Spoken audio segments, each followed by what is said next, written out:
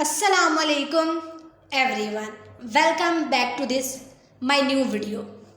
अगर आप अपने वक्त ज़ाया होने वाले औकात पर आप शर्मिंदा हैं, अगर आप पछता रहे हैं और आप चाहते हैं कि आप किसी तरह इन औकात की तलाफ़ी हो जाए, तो अपने मौजूदा वक्त की कदर करें। देखिए, बाज़ लोग वक्त की तलाफ़ी यानी कि रिपरेशन ऑफ टाइम करना तो चाहते हैं, मगर अपने मौजूदा हालात, अपने मौजूदा कैफियत की वजह से ये समझ बैठते हैं कि जो काम उनके ज़िम्मे लग गया है वो मौजूदा हालात में तो नहीं किया जा सकता। ऐसे लोग अमूमन कहते सुनाई देते हैं कि यार हालात बेहतर होंगे तो मैं ये काम ज़रूर करूँगी, अगर हालात बेहतर हुए तो मैं ये ज़रूर करूँगी। देखिए, ऐसों को चाहिए कि अपनी ज़िम्मेदारियों से जान छुड़ाने और हालात को कसूरवार ठहराने के बजाय मज़ीद कीमती लम्हात ज़ाया किए बगैर मैं जो कुछ पॉइंट्स बता रही हूँ इन पर अमल करना शुरू कर दें। नंबर 1 है जी, सबसे पहले वक्त ज़ाया करने वाले कामों, फिर करने और ना करने वाले कामों, और फिर ऐसे कामों की लिस्ट बनाएं जो आप दूसरों से सकते हैं। एक बुजुर्ग फरमाते हैं, करने वाले काम करो वरना ना करने वाले कामों में पड़ जाओ। नंबर 2 है, नामुकम्मल कामों का जायज़ा ले और गौर फिक्र के बाद जो काम आपने करने हैं उनको तरजीह दें और उन्हें पूरा करें। हर काम को मुकम्मल करने की आदत बनाएं। नंबर 3 है, मकासदे ज़िंदगी यानी कि ज़िंदगी के मकसद के पेश नज़र, यानी कि हमारी ज़िंदगियों के जो मकसद होते हैं उनकी पेश नज़र प्लानिंग ज़रूर करें। वीक में, मंथ में, ईयर में, इन सब के कामों की एक अलग अलग लिस्ट बनाएं और इसी लिहाज से कामों को तकसीम करें और वक्त को तरतीब दें। वक्तन इस लिस्ट का जायज़ा लीजिए और जो काम ज़रूरी हो और जो ज़रूरी ना हो उनमें थोड़ी कमी बेशी की जाए। नंबर 4 है, कारकिर्दगी अच्छी होने के साथ ऑफिस में आमदोरफ्त भी वक्त पर हो तो ये सोने पर सुहागा है। बाज़ लोग कारकिर्दगी तो खूब दिखाते हैं मगर दफ्तर में मुसलसल ताहीर से पूछते हैं। दिखाते तो बहुत है लेकिन खुद ही ये लेट हुए होते हैं। याद रहे कि इस कोताही का शिकार जो इंसान होता है अगर अपनी रुश तब्दील ना करे तो वो वक्त और अपने अदारे की खिदमत से महरूम हो जाते हैं। नंबर 5 है, कम वक्त में ज़्यादा और मौसर काम बेहतर से बेहतर तरीके से करने की कोशिश करें।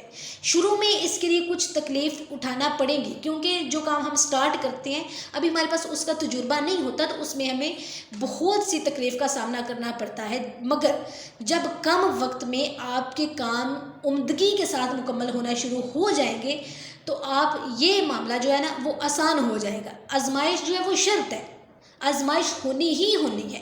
नंबर 6 है, अपने बेहतरीन वक्त यानी कि आपका जो प्राइम टाइम है, प्राइम टाइम में इंतहाई अहम कामों को सर अंजाम दे।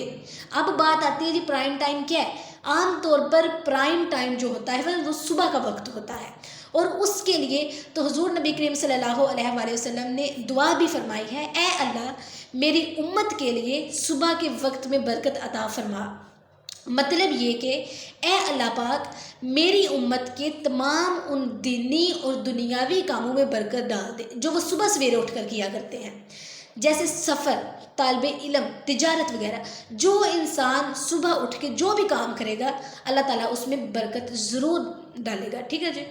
इसके लिए आपके जो अहम काम होते हैं, जिन काम को आप ज़्यादा अहमियत देते हैं, जो आपके लिए बहुत ज़्यादा ज़रूरी होते हैं दीनों और दुनियावी ज़िंदगी में बहुत ही ज़रूरी होती हैं, उन कामों को सुबह सवेरे करने की लाजमी कोशिश करें। नंबर 7 है, office, shop, college, university, academy और भी बहुत से कामों के लिए वक्त की पाबंदी रीढ़ की हड्डी की हैसियत रखती है। जाहिर है जब रीढ़ की हड्डी कमज़ोर होगी या उसका कोई मोहरा जो है वो अपनी जगह से हिल जाएगा तो उसका असर जो है वो पूरे जिस्म पर पड़ेगा। नंबर 8 है, काम को अपनी सलाहियत, अपनी महारत के मुताबिक सर अंजाम देने की कोशिश करें मगर उसको तमाम कमाल तक पहुंचाने में ना लगे रहें।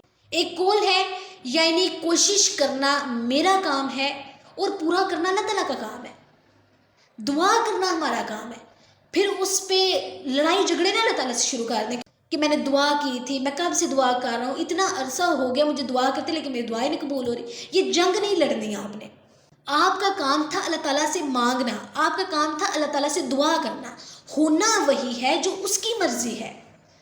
نمبر 9 ہے اپنا محاسبہ کریں، کیونکہ اپنے ماضی سے سبق سیکھنے والے مستقبل کو بہتر سے بہترین کر لیتے ہیں۔ وہی لوگ جو اپنے ماضی سے سبق سیکھتے ہیں، وہی لوگ جو اپنے گزرے ہوئے کال سے سبق سیکھ کر اپنے مستقبل کو بہتر سے بہتر بنانے کی کوشش کرتے ہیں، وہی لوگ کامیاب ہوتے ہیں۔ نمبر 10 ہے، یہ بات دیکھیں بالکل درست ہے کہ تدبیر کے ناخنوں سے تقدیر کے گیڑے نہیں کھلتی، مگر آپ تدبیر اختیار کریں اور تقدیر کو اللہ تعالیٰ پر چھوڑ دیں، جو تقدیر اور تدبیر دونوں کا خالق اور مالک ہے، اور وہی زمین اور آسمان کی تدبیر فرمانے والا ہے۔ خود کو ایسے کاموں سے نجات دے، خود کو ایسے کاموں سے جان چھڑوائیں جن کا آپ کو علم نہیں ہے، جیسے یہ کام کل ہوگا یا نہیں ہوگا اور یہ کیسے ہوگا۔ ایسے ہی شاید، اگر وغیرہ سے بچے کہ اس سے وقت ضائع ہونے اور دل کی پریشانی کے سوا کچھ حاصل نہیں ہوتا۔ ہم جتنا زیادہ سوچیں گے ہمارا دل پریشان ہوگا۔ ممکن ہے کل ایسے حالات سامنے آ جائے کہ جن کا آپ نے خیال رکھا تھا کہ کل میں یہ کروں گی، آپ نے مطلب پلان کیا ہوتا ہے نا کہ کل میں نے یہ کرنا ہے وہ کرنا ہے، جو آپ نے سکیم بنا کر رکھی ہوئی تھی، نہیں پتہ ہوتا کہ کل کا دن کیسا آنا ہے، تو اگر ہم وہ نہیں کر پاتے تو اس میں ہمیں پریشانی کے سوا کچھ حاصل نہیں ہوتا۔ اور جن معاملات میں آپ غور و فکر کر رہے تھے ان میں سے کوئی نہ ہو سکے اور سوچ بچار میں بے فائدہ وقت ضائع ہو جاتا ہے، لہٰذا مستقبل کے ان معاملات کو اللہ پاک کے حوالے کر دیں۔